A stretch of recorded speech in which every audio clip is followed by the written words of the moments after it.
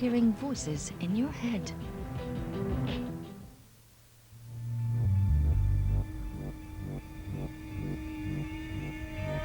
From the beginning of history, from Moses to Muhammad, prophets, artists, and madmen have claimed they heard the voice of God, the Muse, or the devil telling them what to do.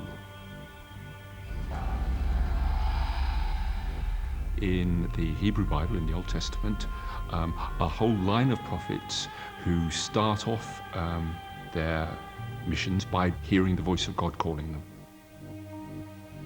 Islam would hold that the Quran is literally dictated by God through the voice of an angel. The Buddha is achieving enlightenment by following the voices he hears and the impulses he receives.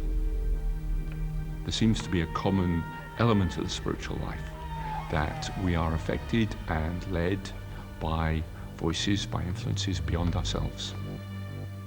But in the modern world, do we really believe Mother Teresa, that she heard the voice of Jesus telling her to care for the poor? Did George Bush, as has been alleged, really hear the voice of God telling him to invade Iraq?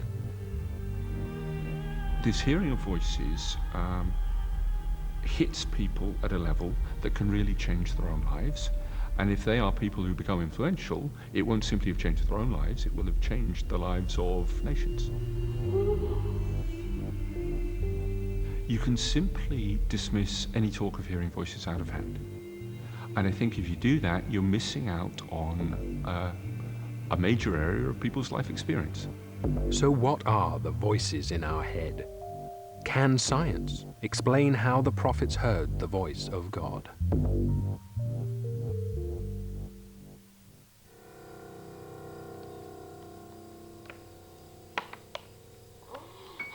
Once, our world was filled with gods and demons, and we accepted that they spoke to us.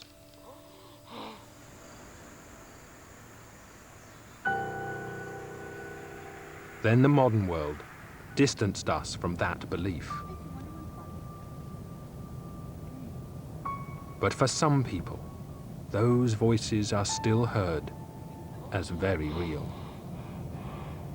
It was as if my mind had gone out of control. I was terrified. I was terrified. And not long after I realized that it was Satan planting thoughts in my mind, I began to feel pressure in my abdomen and concluded that he was trying to possess me.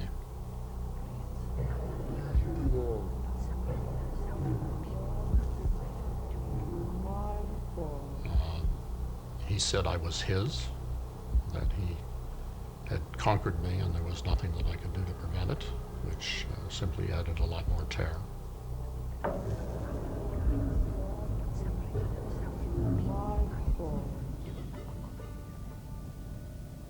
So long as we believed in outside spirits, then we could believe someone who said they heard a voice in their head that was not them.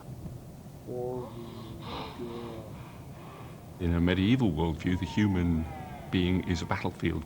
God is working through the good spirits, and Satan is working through the evil spirits. He could be sweet, he could be cruel, he could be tempting, he could be sarcastic, he could be bitter. Sometimes his voice sounded old, and sometimes it sounded young. The modern world is no longer willing to accept voices as outside, supernatural entities.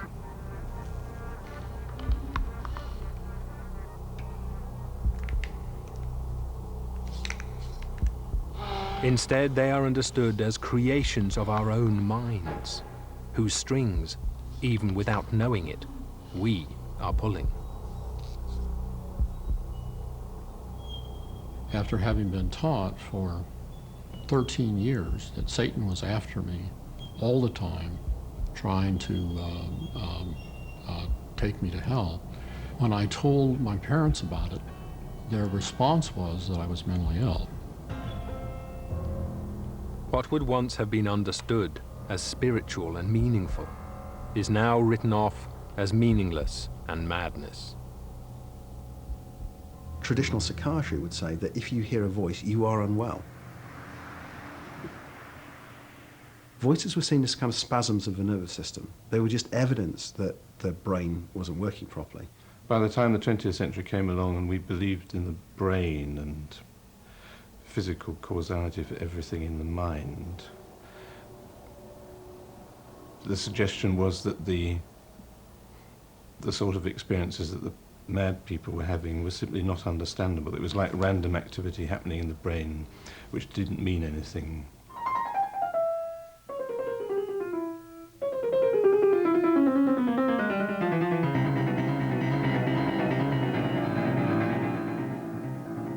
The notion that hearing voices is madness ignores the long tradition in the arts of hearing the voice of the muse. Great artists, such as Mozart and Blake, weren't driven mad by the voices they heard, but inspired by them. John Lill is one of the greatest pianists of his generation and a voice hearer. It was in Moscow. It was in the Tchaikovsky competition, which they held every 4 years, and they still do. I was 20, yeah, I was a spotty-faced brat of 25 or 26, I think. But I was in Moscow. I was just about to play the final round the next day, and I'd been practicing pretty hard. And I was aware of this figure. It was in old-fashioned dress, this gentleman.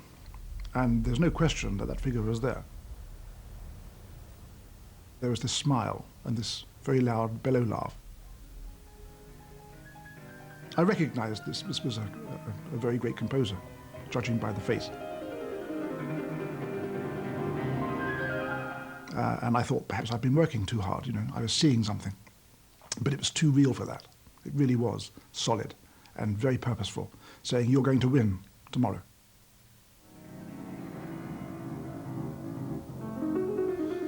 So I thought, it's obviously a daydream, but I thought to myself, if this happens, I've got to rethink this.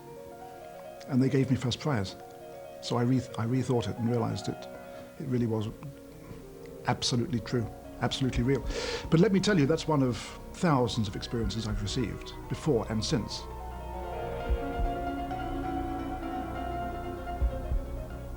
If it were just artists who heard voices, psychiatry could perhaps write it off to poetic license.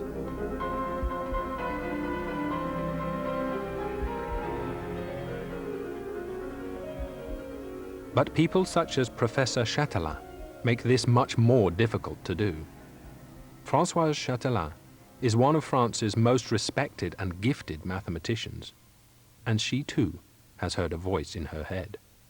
One night I was sleeping, I was really asleep, and then there was a voice which kept repeating the same word to me. It was just one word. It was dualité, dualité. It kept repeating, maybe for 10 minutes. It kept repeating dualité, dualité. I take a piece of paper and I begin to sketch whatever comes to my mind. And each night they would give me enough information for the next day to put it on paper.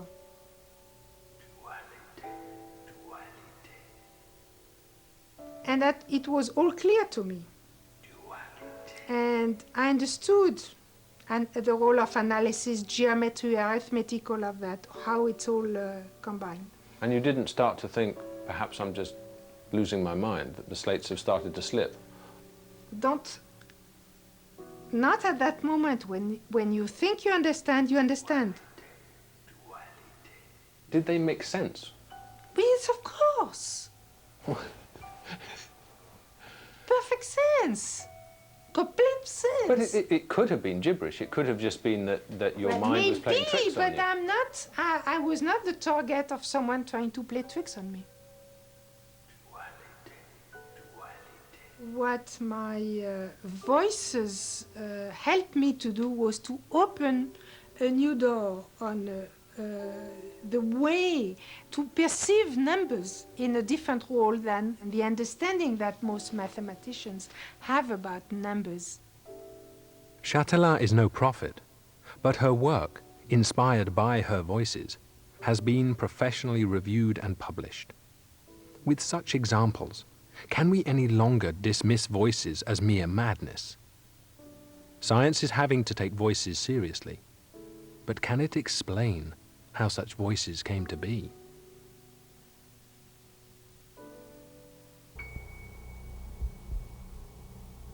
If we do want to take seriously the idea that there are voices of inspiration, how then are we to deal with the voices of madness?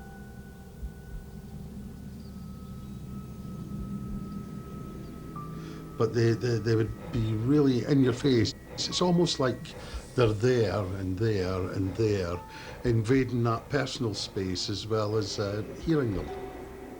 So you get a sense that they're right up against you, almost. It's almost like you can feel them if you wanted to. And I'd literally be in a corner, not able to move, because I would have this massive lot of abuse being hurled at me. And never understanding why at that time was the scary bit. The problem was, according to psychiatry, there was no reason why. If the voices were no more than creations of a broken mind torturing itself, why would you listen to them? Most nurses had been trained that you didn't get into discussion about a voice with a person because it would reinforce it.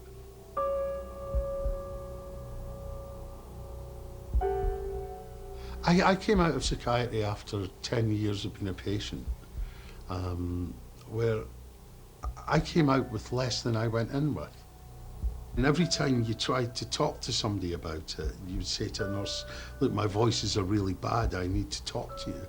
They would say, okay, Ron, let's play Scrabble, or let's make a cup of tea. They would never sit down and focus on the voices with you. Unlike science, the Church has always believed voices could have real meaning and therefore be worth listening to. How do you approach somebody who is claiming to have heard a voice? Do you say there's something real going on here? I think that you need to start from a point where there is something going on in this person, and you're trying to understand it, and you're also trying to deal with it. It's probably not going to be the best way to address what they're saying, simply to say, do you not realize you're barking mad? You need to acknowledge there is something real and meaningful and intense going on for them. Yet this is precisely what psychiatric science has never been able to do. Until a revolution began here, in Holland, with one voice hearer called Patsy Hager.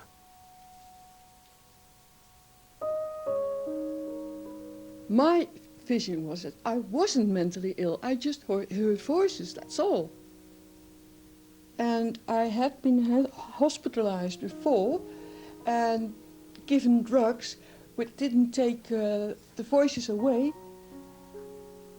I heard about 20 voices. They gave me all kinds of commands and were very nasty. And they controlled my life. I thought they were almighty gods. It was a very difficult period in my life, yes. What Patsy did was to challenge her doctor, Marius Romme, to take her voices seriously. Today, Romme and his partner Sandra Escher are world authorities on voice hearing.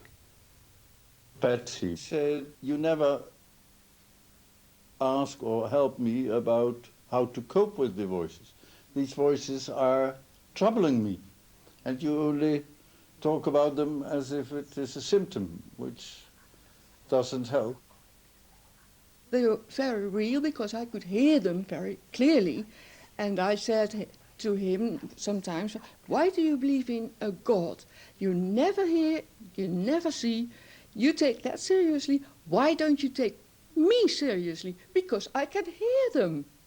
I hear these voices and you don't believe me. So that I found inadequate, in fact. Yeah. So that from that time I thought, now perhaps we'll explore how realistic these voices are. From that moment on, Marius believed in my voices, and we have been working very hard to cope with them. Not to let them disappear, because that's not possible. But I worked with him to see how I could cope with them without being mentally ill. Inspired by Patsy, Rom and Escher's breakthrough was realizing voices, even those traditionally labeled as mad, can have a coherent reality. I think the most important thing is that you accept what the voice hearer says and then look with the get more idea yourself about the theory that's behind it and not exclude it from Yeah, but it's also dangerous because in psychiatry you see it as a symptom of an illness, while in reality it's also a strategy to cope with your life. And it is in psychiatry it has no meaning, while in reality it's full of meaning. If you accept that voices are real and meaningful, then it opens the possibility that voices might have different characters, some good, some evil. A possibility the Church has long believed. Once you've got a recognition or an acknowledgement that there are forces outside us that have some sort of influence on us, then you've got the questions arise of how do you decide which of these are worth going along with and which aren't? How can you get misled by them? Those kind of questions become, and then you have the science of discernment. Questions which science is only starting to think about, the Church has considered for centuries. St. Ignatius, the founder of the Jesuits, was a voice hearer who heard the voice of God and wrote a treatise called On the Discernment of Spirits. He has a set of what he calls rules for discernment, guidelines that say something like, for instance, if you are basically leading a godly moral life, he says that the influence of the good spirit, the good voice, will be one which is gentle, and he talks about it being like water seeping into a sponge.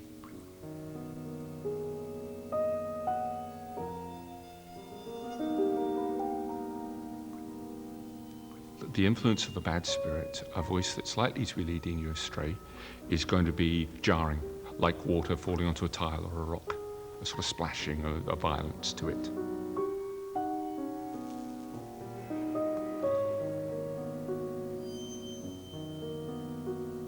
There's a recognition that they can tie in very closely with what much psychology is saying about how human beings work and how human beings are influenced.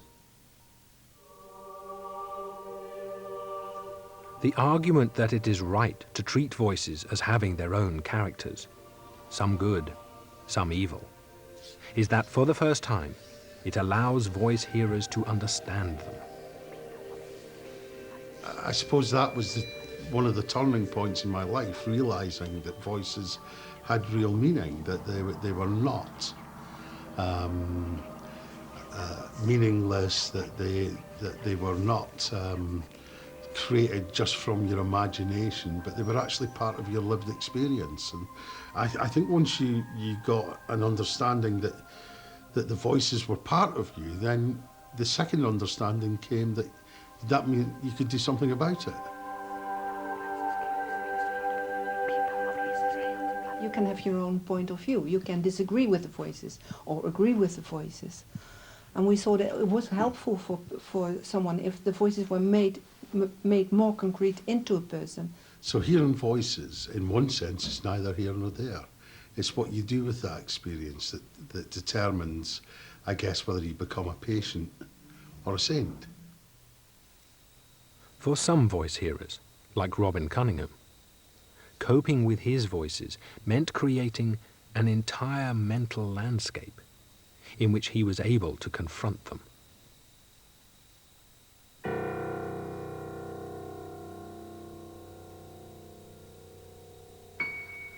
My conceptualization of this in my own mind was that there was an inner core in my mind, what I called my internal mind.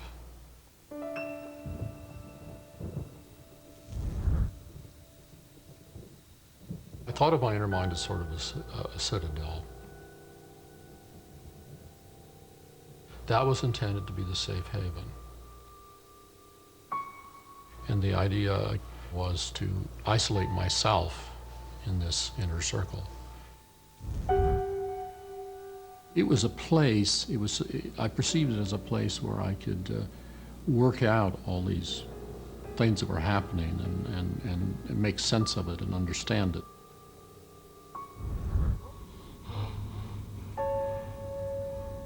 But that's what I wanted it to be. I wanted the inner mind to be a sanctuary.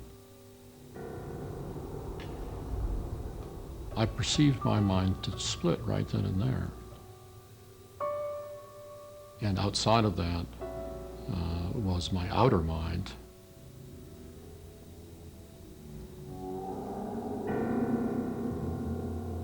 The outer circle of my mind was intended to try to deal with the outside world.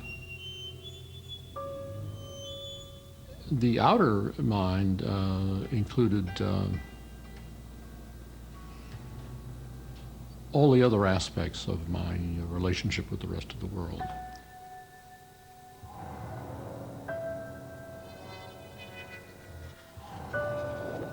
I was able to banish demons and what they had to say, and use the outer portion of my mind to protect the inner portion, so I could work out my dilemma.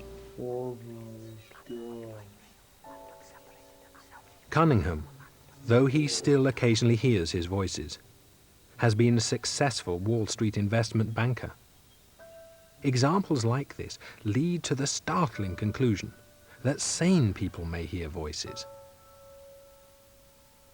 And it was exactly this that Ralman Escher discovered. It was very emotional for a lot of people. In the years to follow, we had so many telephone calls from people all over Holland who heard about our work, and then people who said, I've never been able to talk about it, and that you accept the voice is really so important for me. What is the prevalence in the normal population of hearing voices? 2 to 4%. Depends on the studies. That's a lot. All age groups, no differences. And only a third of them becomes patients. 4% of the British population, of 60 million, is 2.4 million people who may have heard a voice. And up to 1.5 million of them would be normal and untroubled by their voices.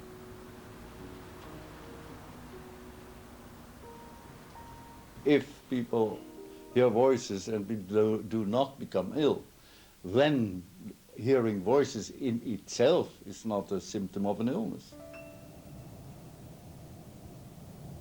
So now, according to Ralman Escher, whatever voices are, we can no longer dismiss them simply as products of broken minds, because they are produced by sane minds as well. So what are the voices in our head?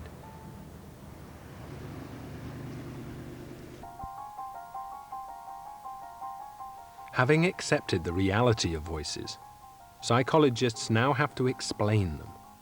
And there are familiar brain functions which point the way. The term inner speech is used by psychologists to refer to something which I think everybody's familiar with, really, which is this inner dialogue which we have. I mean, most of us spend much of our waking hours thinking about things, talking to ourselves about things. And in adulthood, that's what we do most of the time. You know, there used to be the old joke that talking to yourself was the first sign of insanity. That's not true. If anything, it's the first sign of sanity, actually. It's a perfectly normal process, and we use it to regulate our behaviour, to plan, to think, and so on. Now, there is obviously a connection between this process and the kind of experiences that voice hearers have. In inner speech, we know we are pulling the strings, but in voice hearing, the voices seem to have a will of their own. The key to both, some mind scientists think, may come from how the mind uses what we learn about the world to build mental models in order to simulate places and people and things. The idea that there are models in our heads applies everywhere. So it's not just to do with other people. So I have a model in my head at the moment of what this room is like, and I would know roughly how I would have to move to grab that head or something like that. And this is the so-called generative model version of how the brain works. And so there's the idea that because you've got a little model of someone inside your head, you can simulate them, you can predict what they're going to do next. And indeed, we couldn't function as human beings without having something like that, without being able to generate models of what other people do and what other people are likely to say to us. Now, I wouldn't be able to tell the difference between my friend and my foe unless I could have some kind of internal model which would predict what that person would say. To be able to put yourself in someone else's shoes and hear what they might be thinking about a situation inside your own mind gives you a purchase on social situations which you wouldn't have if you didn't have that empathic ability. For most of us, these models operate silently deep in our subconscious.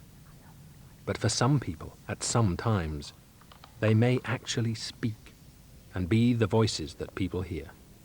One of the questions is under what circumstances do you get this blurring of the real and the imaginary? Does the imaginary voice achieve the intensity and the richness that encourages you to confuse whether it's imaginary or real? And the answer seems to be under conditions of stress. Something happens in the brain which stop the brain being able to make that distinction as clearly as it usually does, or as reliably as it usually does. It's almost as if the brain has got so much else to cope with, whether it's, you know, an intense problem-solving session or bereavement or battle or whatever it may be. These seem to be the prototypical circumstances, not always by any manner of means, but where there's a heightened likelihood of hearing voices. So on this evidence, voices may be real and coherent, exactly as voice hearers claim. They exist in our minds as the products of models built up.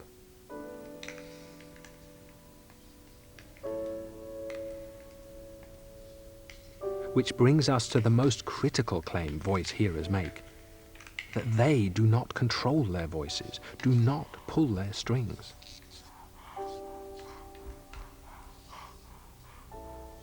That the voices can come to life and take on a will of their own. I think, I used to think all my voices came from me and only me. Now I'm not so sure. I still think the voice I call teacher, and I talk with that voice about things when I'm thinking about where I'm going, which direction I'm going in. So I quite often see that voice as autonomous. They may have been the product of the models in my mind, but I could not control them. I just could not. They had a life of their own. They said things and put thoughts in my mind that were, I considered very dangerous. If I could have controlled them, I would have. And some mind scientists, like Guy Claxton, think that these claims may be true, and point to the experiences of writers who say they actually hear the characters speak to them as the clue. Creative people, writers, dramatists, poets, songmakers, are forever talking about how their voices take over, they become real, they have a life of their own. I didn't write it, or my characters continually surprised me, is something that you hear novelists or dramatists saying all the time. I thought the story was going in this way, but they didn't want it to go that way. Hilary Mantel is one of those writers who claims to have had the experience of hearing her characters speaking to her as independent voices. I wrote a book called The Giant O'Brien, and it was about an 18th century Irish giant But when I sat down to write it, what I heard were some voices that seemed to be coming from a cave, from the back of an unlit space. And these voices weren't even speaking English. They were speaking Irish. It was those voices that carried me through the book. And I don't have the experience of that novel, The Giant O'Brien, as being written by me.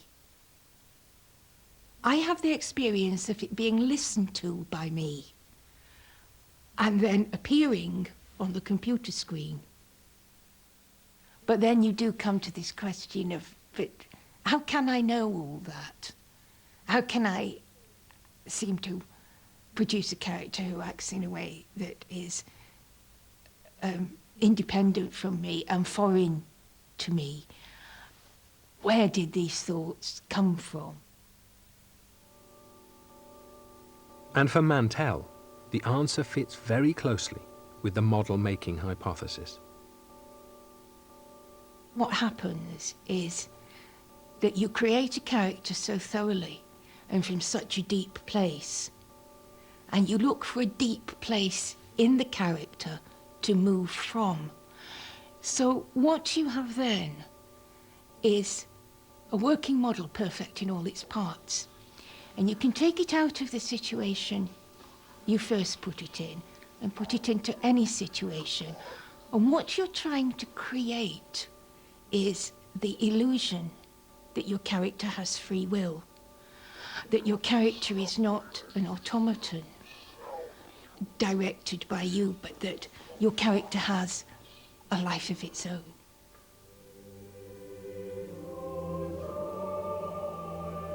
Does this experience of writers such as Mantell, of building up a model which eventually comes to life, give us an insight into hearing spiritual voices?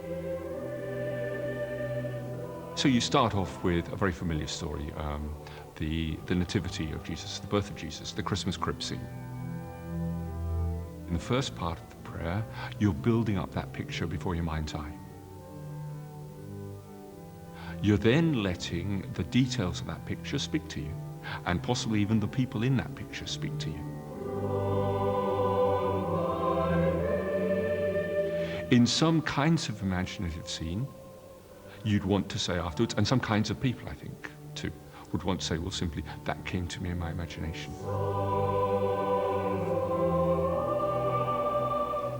If it's been a more vivid time of prayer, and or other types of people temperamentally, will be quite happy to say, God spoke to me in that scene and said, called me to, invited me to, pointed out to me. I think that's true. I don't think there's a hard and fast division between some sense of God speaking and what's going on in my own imagination.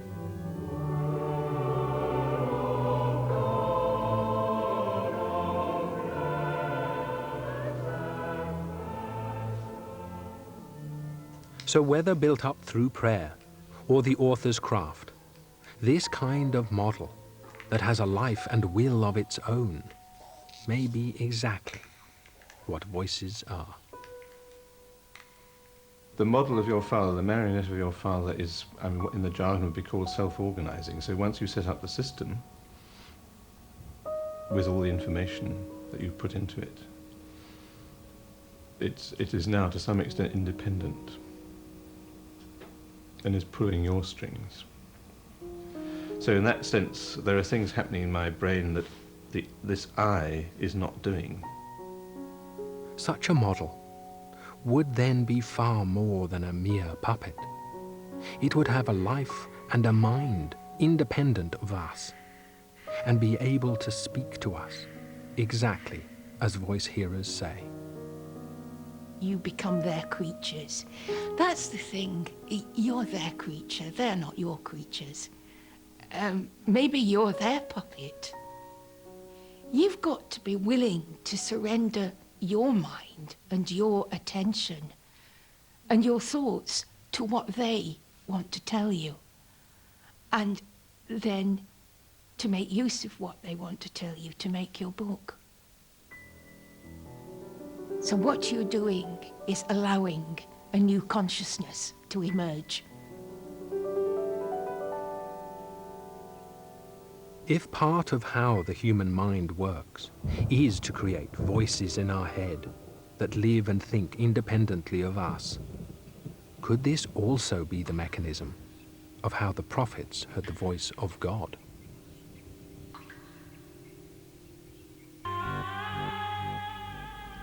So it may be that the voices that speak to some of us in our head can have a life and opinions of their own. But if they could go a step further and actually think creatively for themselves, then they would be able to tell us things we had not thought of, reveal truths we had never known. Could this explain how the prophets heard the voice of revelation? The fact that the voice can have opinions that are directly opposed to mine would not be a problem at all, because I can have models of people in my head with opinions that are directly opposed to mine. The interesting question is the claim that the voice told them something that they didn't know. And then I would have to say, it's not magic. It's not parapsychology. It's not that stuff out there is somehow getting into their heads that wasn't there before. I would say we are not simply passive receivers of information or storers of information.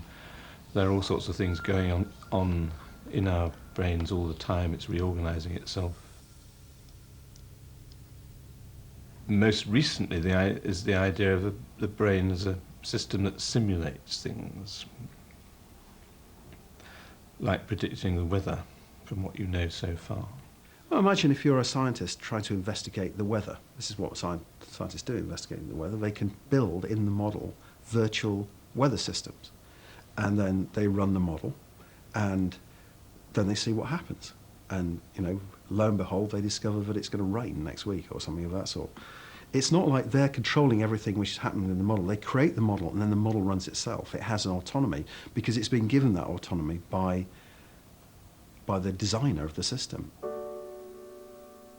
But is it possible for a model that lives in your head to go beyond voicing its own opinions, to telling you things you never knew?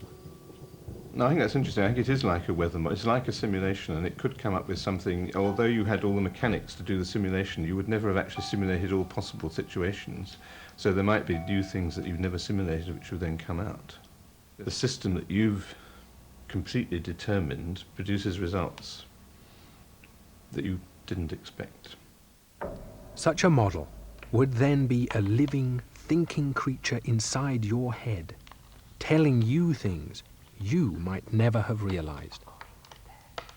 The fact that some of these voices have a mind of their own is their value to me.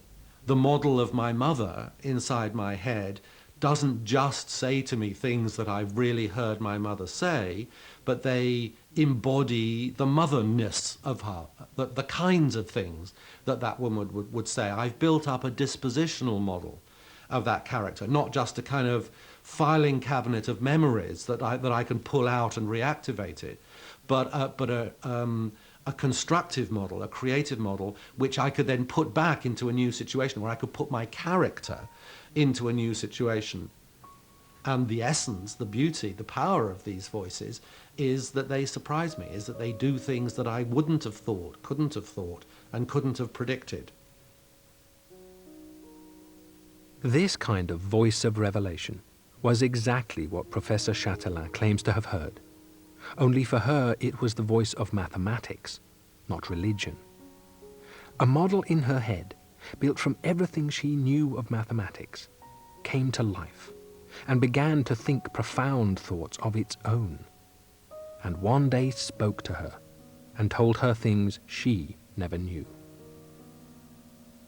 What my voices helped me to do was to open a new door on a way to perceive numbers in a different role than the role which is commonly taught at school and in real life, and the understanding that most mathematicians have about numbers.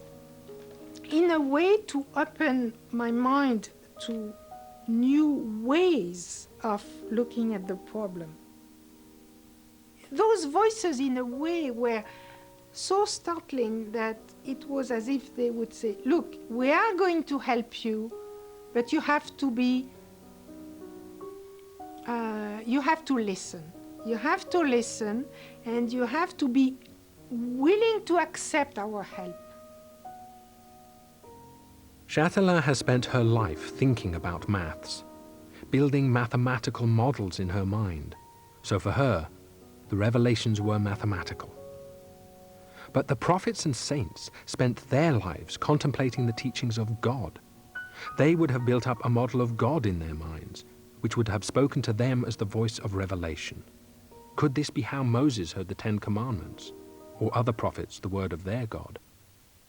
I think the interesting thing about the idea of a simulation is that you can, whatever, having read the Bible, having used that to build up your model, your simulating machine, when you run, you can now run this machine in new situations which were not present in what you read, and it will tell you the answer. So the image of Jesus, the image of Gandhi, the image of Zeus that becomes installed in my head can have an enormous power in telling me what I should do, how I should behave. Not only should, but what I might. For science, the way the mind builds models, which have an immense wisdom of their own, is a way of explaining how the prophets heard the voice of God. But is this enough for believers?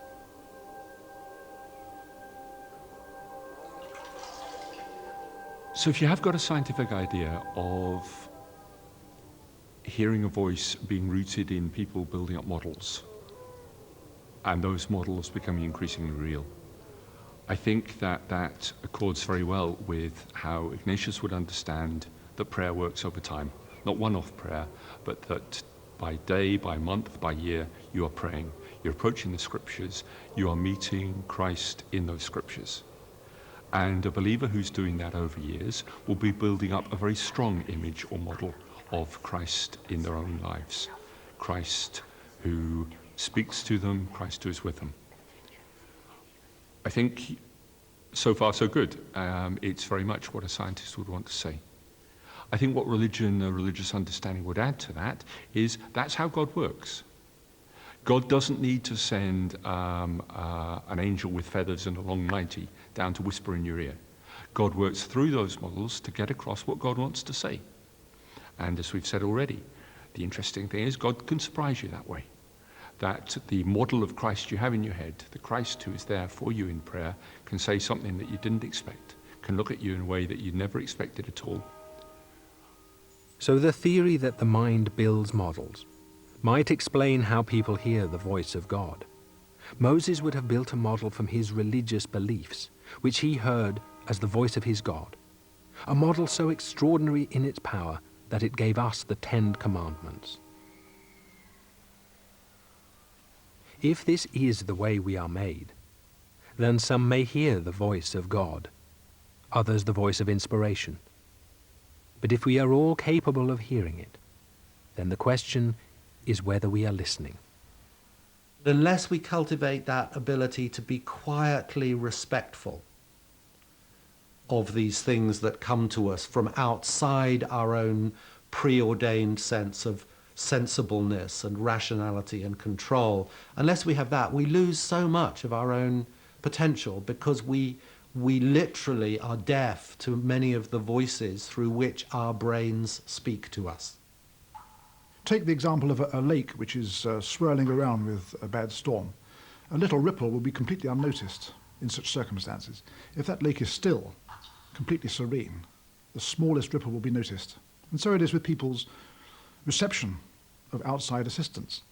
People's lives now are deafeningly loud by the cacophony that surrounds them. How can they be receptive? And then there is the still small voice, or the range of stiller, smaller voices, maybe voices which represent deeper values. And that can come to you as the voice of God, or it can come to you as your own still small voice inside.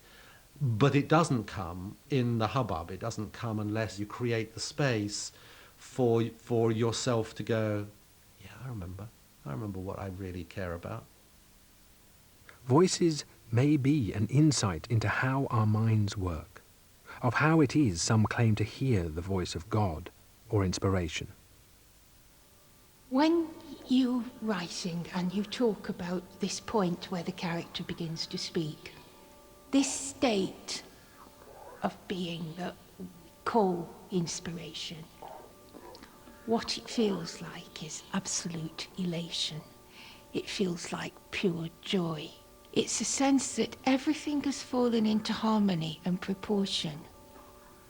It feels as if, for a moment, the casual disharmonies of life have fallen away, and you're in tune, and everything is working together, and it's a moment of such sweetness that I imagine it is intensely like a religious experience.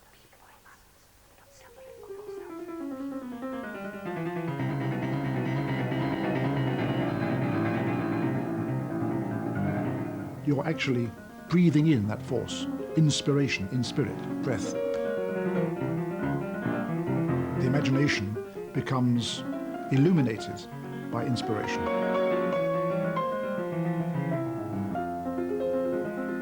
When you can raise yourself so high that you can actually touch fingers with the forces that can only come down to a certain degree.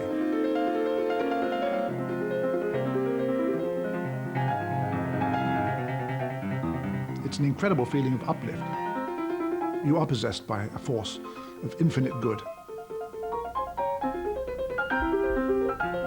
If we are built to hear the voices in our head, then some of us may hear the voice of God, the angels, or inspiration, while others will hear the voice of demons and madness. When I go to sleep at night, and when I wake in the morning, there's that period of a minute to 2 or 3 minutes where you're not quite asleep and you're not quite awake. They do appear then. So are they gone for practical purposes? Yes. In terms of an absolute sense, no. They will always be a part of me. They're still out there in the woods. They're still out there in the woods.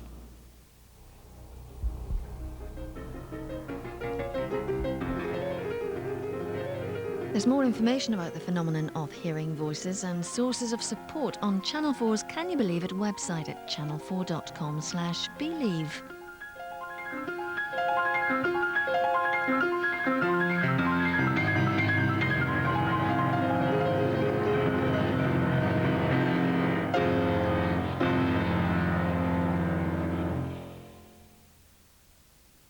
And Dad's Day Dialogue